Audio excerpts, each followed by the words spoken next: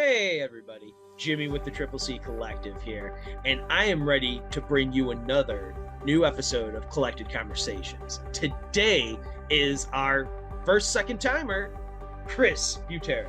Chris, say hi. Hey everybody, I'm your first second timer? Yeah.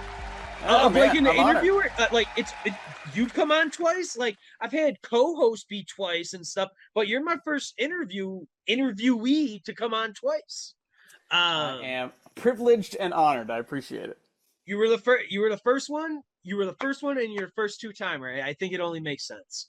Great.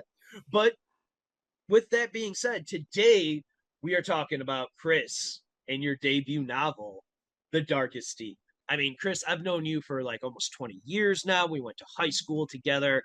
You've always been our writer friend, even being the vocalist in high school bands and stuff. But even through your time in college of Columbia, going to City University in London, getting your short stories published in like Fireside and Near Future out there in London, which is just like, I gotta say, pretty awesome. Now you're published both in America and over in the UK. Like, I don't know how many people can say that around us or anything. Like, that's pretty awesome. One of the last things that we talked about too when you were here last is that you are the current editor of all things Robert E. Howard in the comics and in the prose. Conan Barbarian, Solomon Kane, a Savage Sword of Conan, the magazine size stuff. We're not going to dive into all of that today. If you want to learn about that, go check out our first episode of Collected Conversations. Today, though, we want to talk about your novel, The Darkest Deep. So the first question I have for you is, where did this story come from for you? It's a tough one. So I don't remember where exactly it came from. I remember the first time I sort of pitched it to somebody, because anytime when you're in the flow of writing something, you're always having a bunch of different ideas sort of pull you in different directions. And I don't remember where this was, but where it initially came from. But I remember first time pitching, it was with our friend Matt Murphy, and we were walking through Borders in Southside Chicago in Beverly. And for anybody in the know, Borders has been gone for a while. The one in the south side of Beverly has been gone for even longer. So it must have been back when we were late high school, early undergrad. Yeah. I remember we were walking through Borders, and I was telling him, like, I have this idea for a story about a tunnel that goes under the sea, and there's some guy that's going to be down there, and he's going to be like stalked by a monster. I don't know what it is. And I remember at one point that I sat down and sort of like tried to figure out what that pitch was, and nothing was really ringing out to me, so I abandoned it for a long time. And then I went through my history, as you so eloquently put, and while I was at City University of London doing my master's program, I wrote a really big, sprawling, epic fantasy story that was 1,000 pages, a cast of like 24 characters, and at the end of it was my first big swing at a big novel. At the end of it, I took it to my friend Chris, whose opinion I really trust, and I handed it to him like, "This is my baby. Tell me, give me your honest opinion." And he read through it. God bless his soul. And he looked at me and said, "Chris, this book makes no goddamn sense." It's like, okay, great. And then I came home. That was right around the time my master's degree finished, and I was sort of trying to figure out what I was going to do next. And I had 3 ideas that I was exploring, and I took a day and I gave an hour to each just to sort of see which one sort of called out to me. And this story did. Back when it was called Steel Glass Ocean, I remember SGO, I always called it. I sat down and I like jammed it out, and I'm like, oh yeah, this feels like it's propulsive, it's got some legs. So then I slowly started writing it over, I think, the first draft took a couple of weeks, maybe a month or 2, and then refining took about 6 months, and that was it. Yeah. That's so with that then, as you're writing in the first draft, the first couple of weeks, even those first 6 months, like you even talk about changing the name. So like, what kind of research did you do for this? Like, once you had the idea of a dude, tunnel, underground, or like not underground, under the sea and stuff, with like some sea creatures being like kind of sprinkled in across that. Like, what research came into it? Was it books, like other movies, or was it even something like more real? Because there's a real sense in this book of like isolation. So like even with that, like, are you reading like prison books of like people who are in solitary confinement, or people who have been like in excursions by themselves for like extended periods of time as well? Like what else is going into that background of it? Yeah, I'll start with the fun stuff and then I'll get to the dark stuff. Okay. First, I mean, so whenever I'm writing anything, I always sort of gather a reading list, a read and watch list. Mm-hmm. I started doing this when I was doing the Jim Corbett story when I was working for a company in India, and I was doing that. And so I would like pull all of his books, and then I would get like different like stories during that time and place to sort of get the flavor of the way people speak and what the environment's supposed to look like. For Right. this, I pulled together a bunch of sci-fi. I pulled together books about the sea. I watched. So, all right, let me start with the sci-fi. So I really wanted to have this sort of be like a near future fiction sort of thing. Okay. And so there's a guy named Paolo Bacigalupi whose books I really like. He wrote The Wind-Up Girl. He wrote The Water Knife. The Water Knife is one that really stuck out to me, where it's like near future in that this feels like it could take place like next year, right? I wanted to give you like a little bit of a taste of sci-fi, but not so far out of the way that you think that could never happen. So that was a really great one. Frederick Pohl wrote a book. Oh God, is it on my shelf? I can't remember the name of it. I have two shelves. Is it on this shelf? It is not. I think it's called Gateway something. Anyway, it was like the closest book that I had to like the pitch that I had for this in my head. Just Oh, kind of very isolated, a guy in space who's like stuck in a pod, but it was a little bigger because the way I wanted to write this, I wanted to just be one person, and I took a lot of influence from movies. So Moon, definitely. My agent always goes to Gravity, but Gravity is not really the one that I had in the back of my mind. But it's a great pull. No, And no, then it is. one book that was really, really influential, one book and one movie that's really influential. It's a bit of a spoiler. So, Jimmy, when you edit this, like mark here. So if you don't want to get spoiled,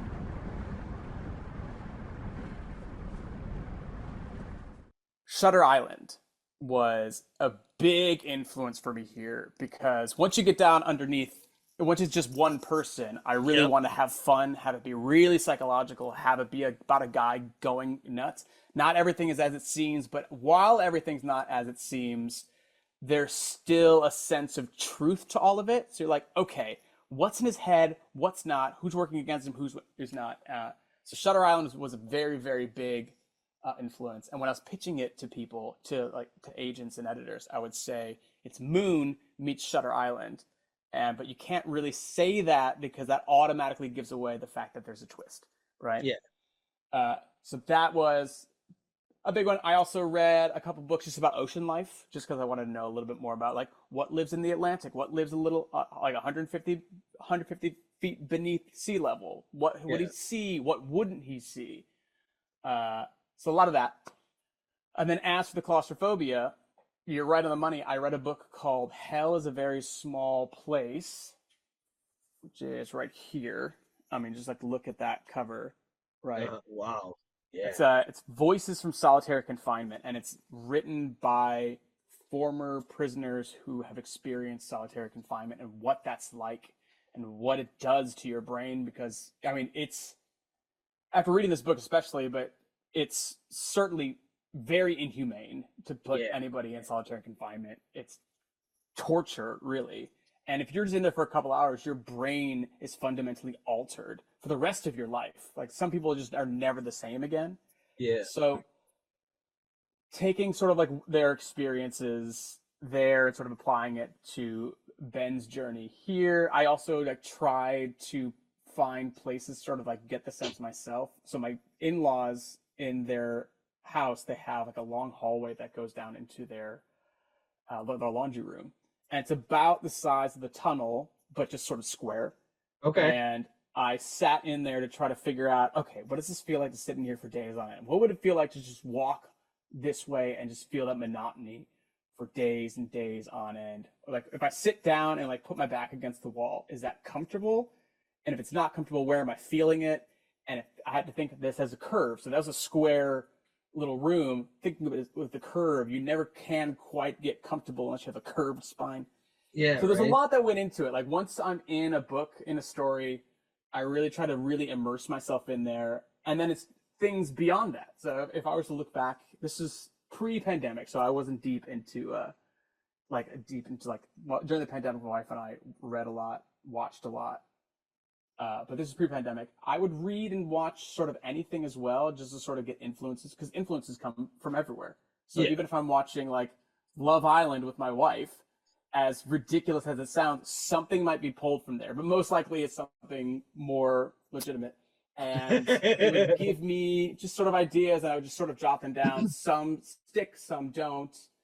Yeah, it's a lot of fun. Whenever I'm like, I really know when I'm in the groove with a story, when I'll be reading anything, and it'll be giving me some little bit of something. Yeah, it's a fun process. Nice. So yeah, like research is important. I wasn't expecting anything less of an answer like that to you. My one other thing that I wanted to ask about your writing process or while you're writing is like even for myself, I have a certain playlist that I listen to. It's literally called writing playlist. And so do you have something like that? Do you have Oh yeah. like even for this book, like the Darkest Deep, like did you have the Darkest Deep playlist that was certain artists or certain like score themes? Like talk a little bit about that kind of influence, if that music and stuff even does influence your writing. 100%, absolutely. Never anything with lyrics. Never. Okay. And I always have a specific playlist for a project that I'm working on. And sometimes I'll drill deeper, and I'll have like, okay, this project sad, this project action.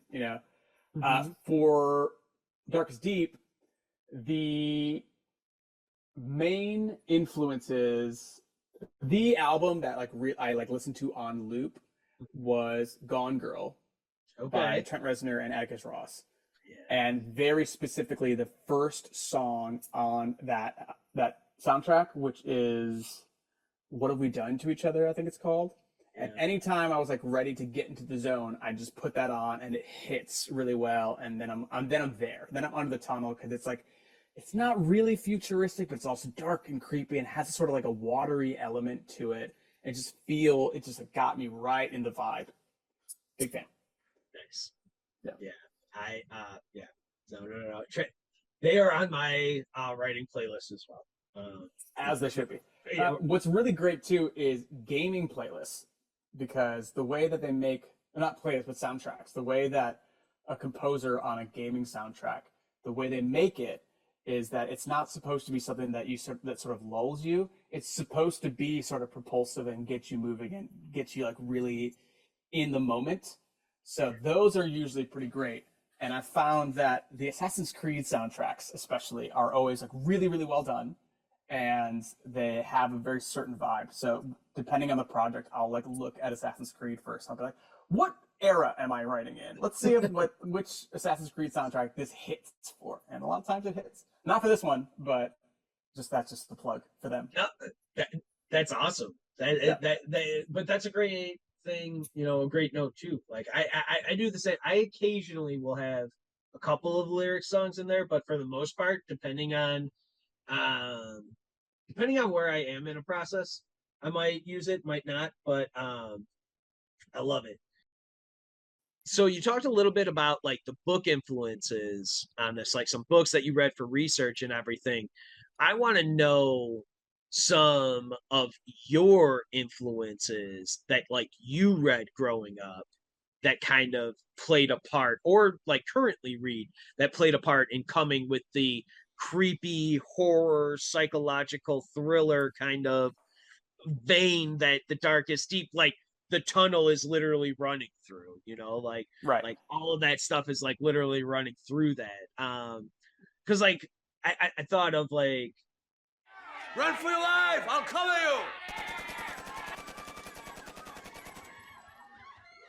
you. 3, 2, 1. For the kid that we Yes. see in Yes. there, I was reading it and I was like, I just got instantly taken to the Devil's Backbone almost. Like you've seen Guillermo del Toro's, Yes. Oh yeah.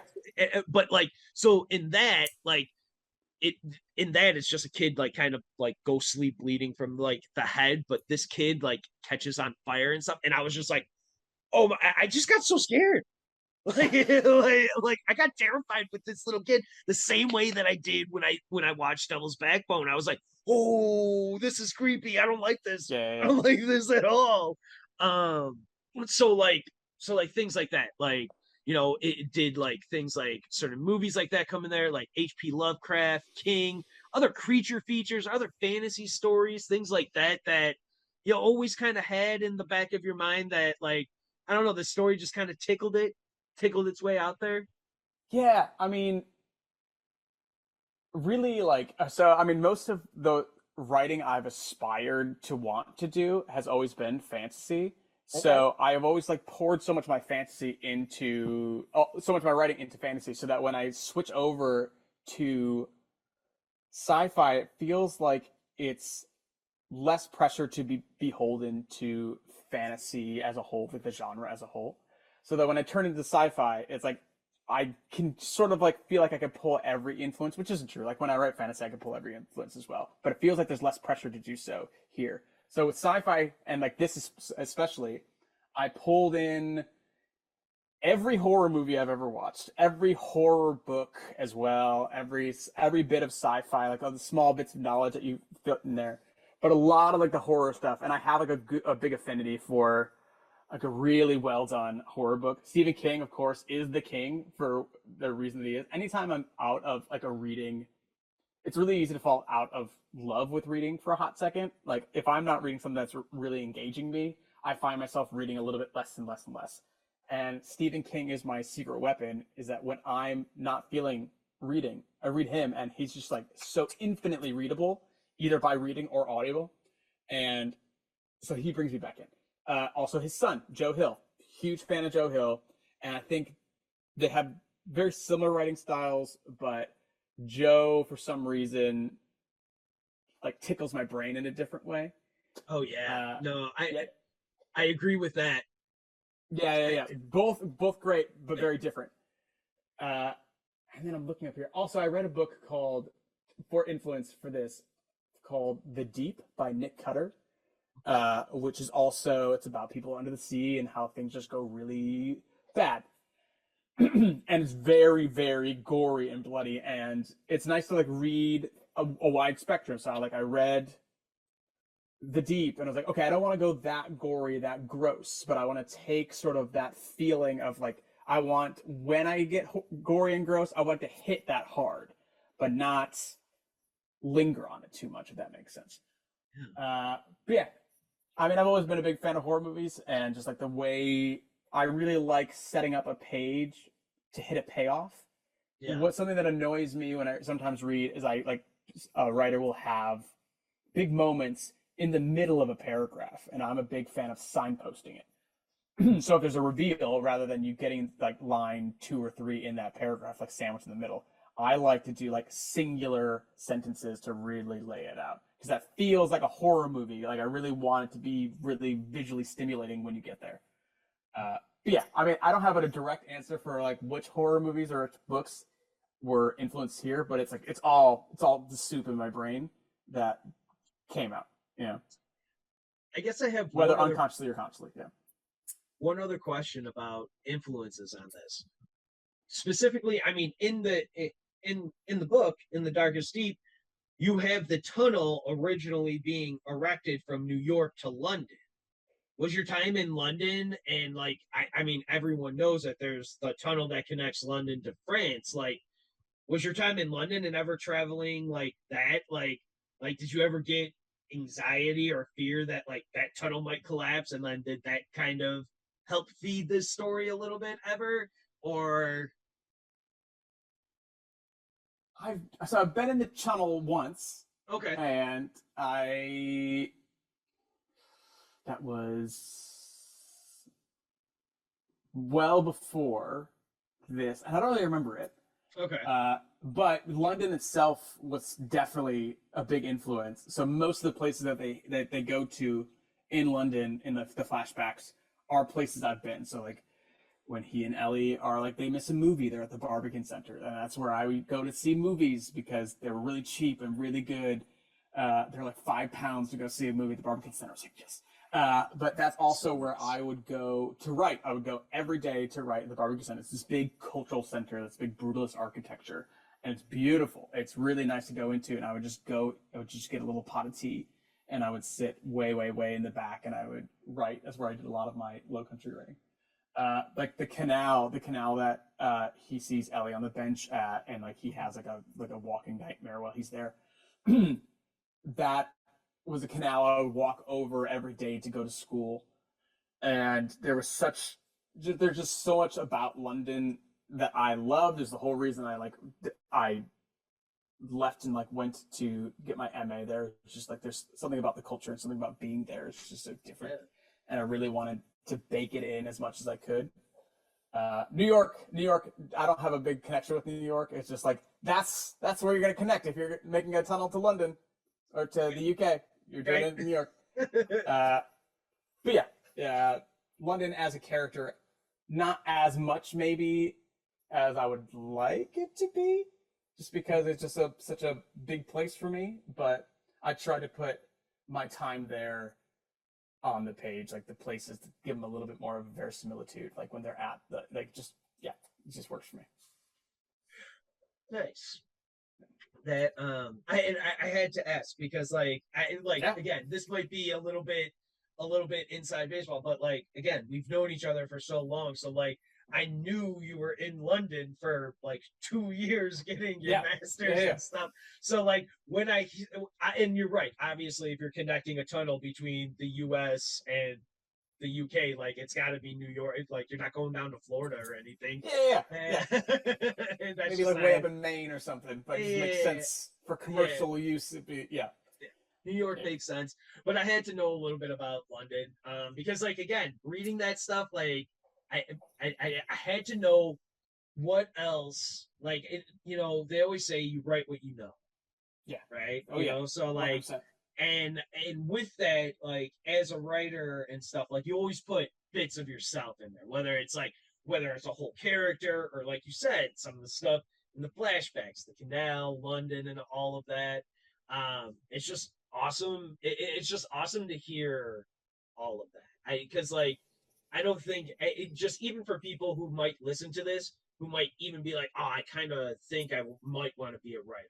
Well, that's kind of what write what you know. That's what that kind of means. Is like you don't need to really tell an autobiography of yourself, but when you have these characters and these ideas, you can sprinkle bits of yourself in there to fill in the gaps, and you'll be amazed at some of the connections then that like your readers will then get from that. One of my professors at Columbia, I remember him telling us towards the end of our time there, it's like, don't worry about becoming some big published author right away, because really what you're going to be doing later down the line is you're going to be taking your influences and experiences throughout your life, and it's just going to enrich whatever it is you're writing. So most of the flashbacks in this book are pieces that I pulled from my life, like when Ellie and he are like going down, when they like rent the canoe and they like go to like the watering hole where they swing on the swing. That was me, Matt Murphy, and my wife. Like right when we came back from London, like we went to Michigan and we went down this little river and we swung off a little rope swing. And then you just take that, you just build that scene and you build it around what you're doing, and that just gives that little bit of life and truth to it. That helps the scene sing quite a bit. Like the Lollapalooza scene here, like I went to Lollapalooza, that exact same thing happened to me. I got way too high and I got lost and somehow ended up not in the Black Keys. I ended up in a Childish Gambino set back before he was like huge. It was like a side set somewhere. I like wandered through this small copse of trees and suddenly I was just there. I know. Yeah. I was looking for you at that Lollapalooza. That's right. Yeah. See? It's all there. But that's so funny. And but yeah, no. So one other thing then, or a couple other questions here before we kind of wrap up for it. I wanted to know, like you about obstacles and like I know you said you wrote it in a couple of weeks, maybe within 6 months, but then I want to know about obstacles and then how long it took for it to almost get in front of like a publisher slash an agent, whatever that kind of process, and what kind of obstacles you kind of ran through that. Like one obstacle for writing, like, do you get writer's block? Have you gotten writer's block? Do you believe in writer's block? Yes, absolutely. I mean, yes, yes. There are days when it just doesn't come out. It just doesn't work. Another piece of advice that I had a professor tell us once was just if you ever find a day that you can't write, you can't fill the blank page, try to write badly. Just sit down there and try to be like, he went to the store, and just like go on like that. Eventually, you'll start writing, and it'll become something that's good. It's just getting over that mental hurdle. Yeah, I believe in writer's block, 1,000%. Yeah. Hurdles for getting this publication. Yeah, so writing the book is just like the first step. It's probably the most daunting step to start, but you just got to get it down. So for me, I wrote the vomit draft, which took a couple weeks, and then I wrote a first and a second draft, and that took about 6 months. So then the book was in a good, solid place that I was very pleased with it. And then at that time, I got my master's degree in London. So if I was still there, I could have had a few more connections that would have maybe gotten me to an agent or a publisher faster. But I came here, so I was basically starting from square one. And no one's going to do it. No one's going to make it work for me. I have to do it. I don't have any connections. So what I started doing was I started cold querying agents. So I've had to figure out like, okay, how do you query? How do you write a query letter? What does that look like? How do you make it? So I had a draft of a query letter. And then I had to find out agents. I had to find, where do I find these elusive agents and how do I get my email to them? And thankfully, the internet is an incredible resource where there's a website called Query Tracker, where on Query Tracker, you can go on and you can filter out agents by what they're looking for. If they're like into science fiction, if they're into romance, if they're into horror.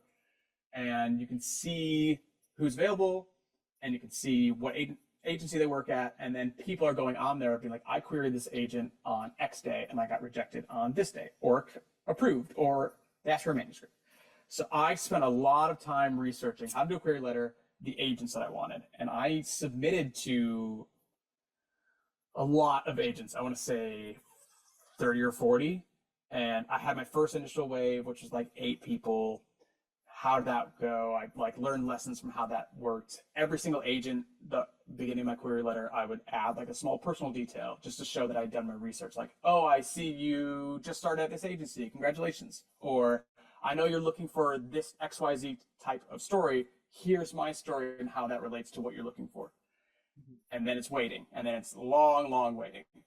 That took me into the pandemic, and I got my first true bite, my first true agent who came to me and said, I really like your book. I would like to represent you. I was like, great. So I'm out to a handful of other agents. At that point, it's courtesy to go to them and say, this person's interested. If you are also interested, you need to get back to me by Friday.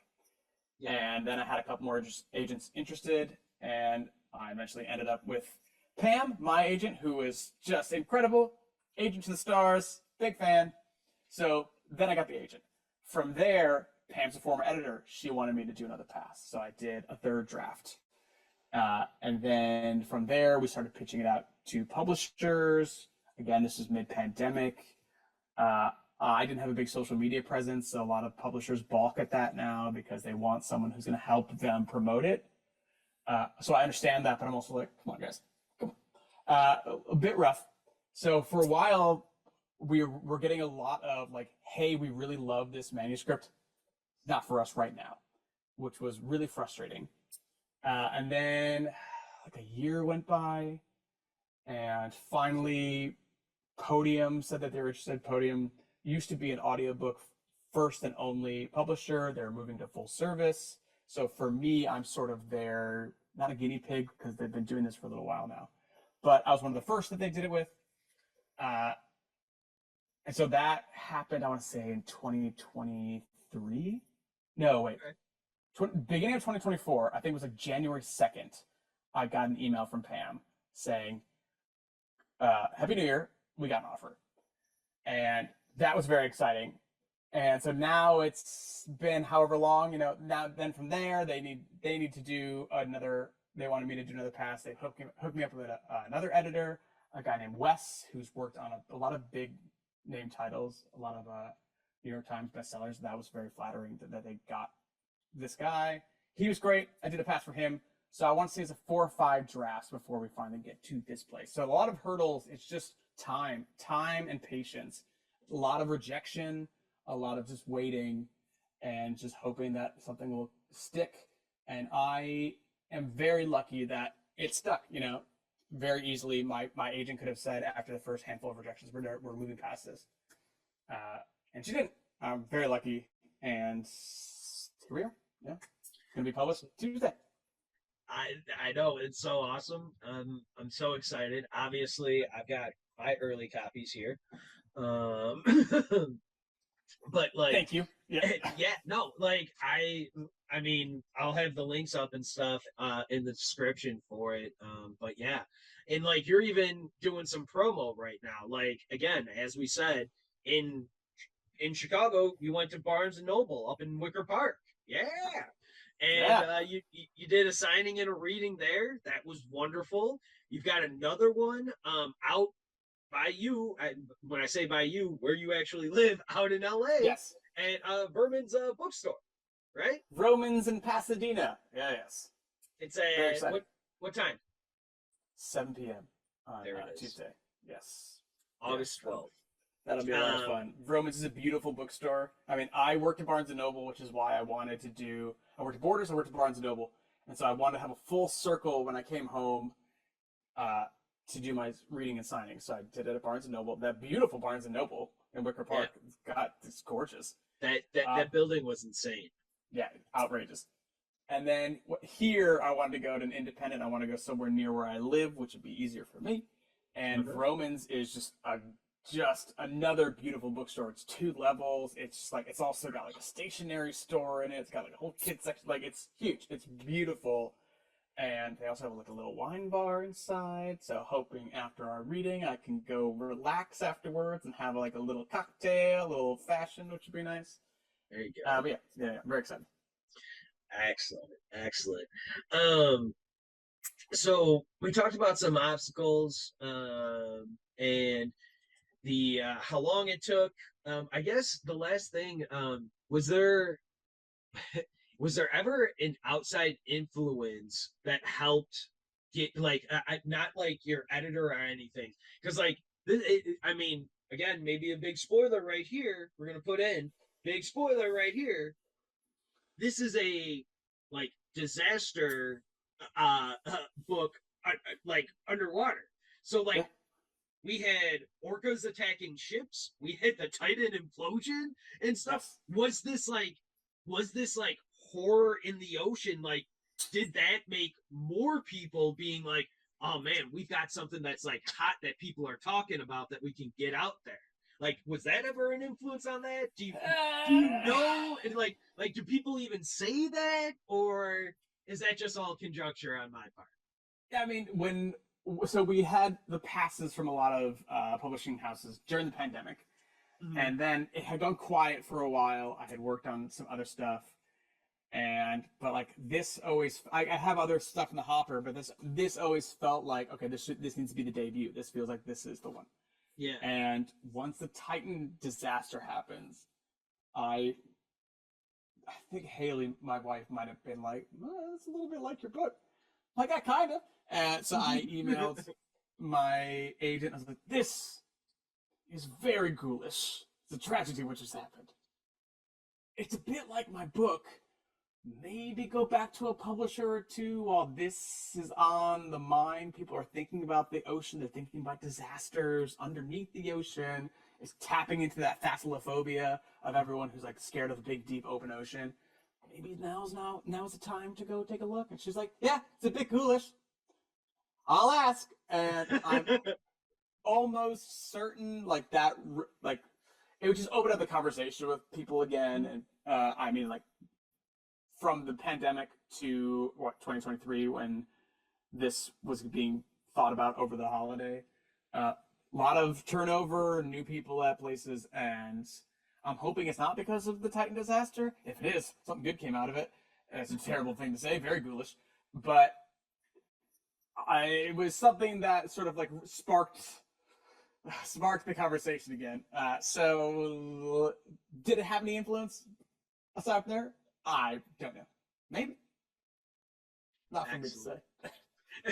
I mean, because like you see this happen in movies, you see this happen in TV shows and stuff, and even if they're like, I mean, you even see it happen in comics. Like I remember the 9/11 comics from like Marvel, DC, Image, and everybody coming together trying to show support for those first responders and like all the victims and stuff, and like so this stuff has happened before, and it was just one of those things that like as I was reading the book and looking into like figuring out different questions to ask, I was like, huh, there's a timeline here that might add up. Timeline's there. Yeah.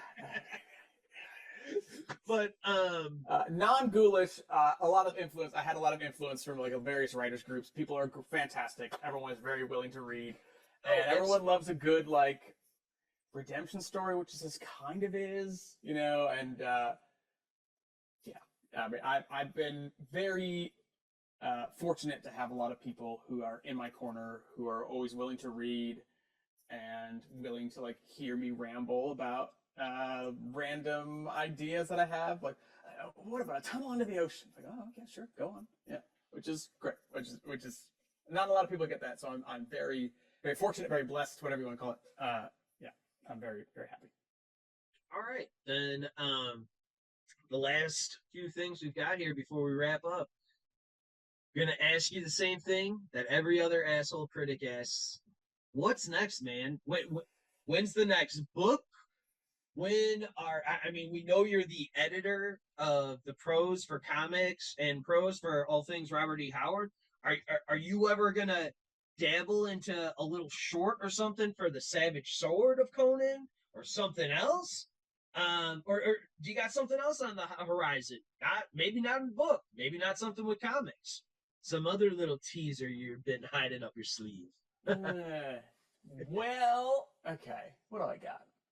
Conan, I don't know. I mean, I don't want to put my face forward. I feel like I think if there comes a time when I'm no longer the comics and prose editor, I think that's when I'd be more likely to be like, can I take a swing at the story?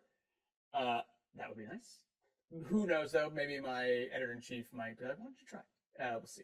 As of right now, no plans for me to make a foray into there. But never say never. The Darkest Deep, we have a film team. Haven't heard anything in a while because that's just the way movies work. It's like hot and heavy for, you know, a little while, and then it goes away, and then hot and heavy, and then it goes away. Right now, we're in a bit of a quiet time, but hopefully when the book comes out, there'll be a little resurgence there. You know, it'd be great. I think the book very much has a very cinematic eye, the way it's written. So I'm hoping it finds purchase, especially since it's one person, one location, really easy to make. You know, we'll see. That's fingers crossed always. Next books. So since I wrote this, I've written 2 more, not related to The Darkest Deep, because this just feels like a one and done. I would never write a sequel for this, just because that would sort of ruin my ambiguous ending at the end. Yeah. I wrote another sci-fi story because I figured if this was to happen, that sci-fi would be what a publisher would want again. And I have written a few drafts of another story called Flow, which is all about like a devious Willy Wonka. Think Ready Player One, but instead of everyone fighting inside a virtual reality world to earn like $1 million. It's all about people are in a virtual reality world, and then someone shuts it down and traps people inside it, and they can't get out. So that my agent really likes it, but it's not quite there. And then I wrote a fantasy story based off of my big fantasy world that one day I will get right. One day I'll write a book that I'll give to my friend Chris, and he'll be like, "This makes all the sense in the world." That's it. So I wrote that, and yeah, I've got other ideas. I mean, I always want to keep writing. Things with Conan and Solomon Kane are very, very busy, so I'm a little slow to get to my own work as of now, but I'm feeling very creatively fulfilled, which is really nice. I played a lot of Dungeons and Dragons with my friends, and it's really nice to be able to, like, this takes forever. I mean, obviously it's 6 years almost as of next month to get this out, but doing something with your friends like D&D and being able to make worlds and have immediate reactions to it, like week in and week out, is really, really nice. It's really nice to have feedback like that and able to see people's enjoyment right away. So always keeping my pen sharp. When will you see something new? Who knows? Talk to my publisher, see what they want to do. I guess then, is there anything else? Well, the thing we're promoting is The Darkest Deep today. Chris Butera's debut novel. You can get it in all of your bookstores, online retailers, starting August 12th. Thank you for being here. I appreciate your time. I love the novel. We have our own early review out. Go check that out. Go pick up the novel. Go check out this interview. Go check out his first collected conversations. And with all that, I want to thank you all for being here. Please like and subscribe to our video and to our channel. And as always, stay safe. Thank you, everybody. Thank you, Chris. See ya.